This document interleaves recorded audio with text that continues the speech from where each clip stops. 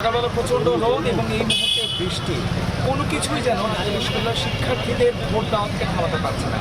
আমি এই মুহূর্তে দাঁড়িয়ে আছি ঢাকা বিশ্ববিদ্যালয়ের মধ্যে অবস্থিত ঢাকা ইউনিভার্সিটির যে ল্যাবরেটরি স্কুলটি রয়েছে তার সামনে। এই কেন্দ্রে শুধুমাত্র শামসুন্নার হলে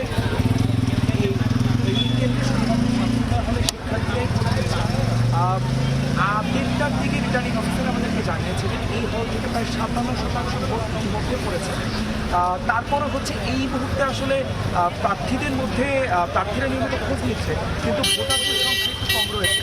আমরা আশা করতে পারছি ঠিক 4টার আগে আরও বেশি ভিড় চলে আসতে পারে এই হল থেকে। সকালবেলা থেকে যদি এই কেন্দ্র রিলেটেড একটু প্রেক্ষাপটটি বলি, সকালবেলায় এসে আমরা দেখতে পেয়েছিলাম প্রচণ্ড ভিড়, যে ভিড়টি আসলে হলের গেট থেকে বের হয়ে রাস্তা পর্যন্ত চলে গিয়েছিল।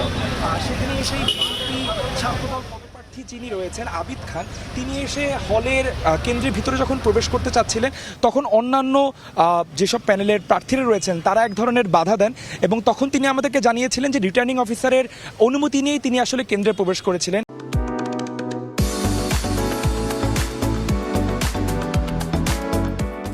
এরপর থেকে আসলে এই হল কেন্দ্র করে অনেক অভিযোগই আমাদের কাছে এসেছে। সাংবাদিকদের ভিতরে প্রবেশ করতে না দেওয়া, আচরণবিধি লঙ্ঘন, ভোটের যারা দাঁড়িয়ে রয়েছিলেন লাইনে তাদেরকে লিফলেট বিতরণ করার মতো বিভিন্ন আচরণবিধি লঙ্ঘনের অভিযোগ আমাদের কাছে এসেছিল। পরবর্তী যখন আমরা রিটার্নিং অফিসারের কাছে জানতে চেয়েছিলাম কেন সাংবাদিকদের ঢুকতে দেওয়া হচ্ছে না, সে আসলে নিয়মের কথাটাই আমাদেরকে বলেছিল যে আসলে নিরাপত্তার কারণে আমরা ওখানে মধ্যযুক্তি দিচ্ছি না।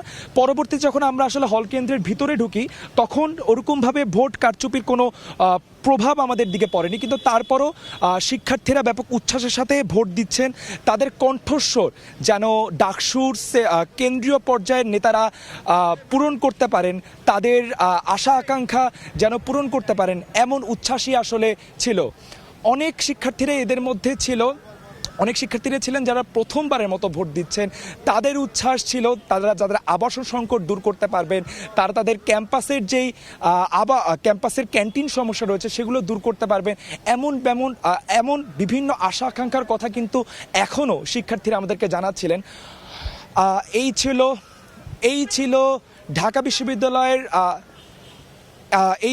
বিশ্ববিদ্যালয়ের হাজী মোহাম্মদ মহসিন হলের ঠিক গেটের সামনে ইউল্যাব যে কেন্দ্রটি রয়েছে সেই ইউল্যাব কেন্দ্র থেকে আমার কাছে সর্বশেষ তথ্য।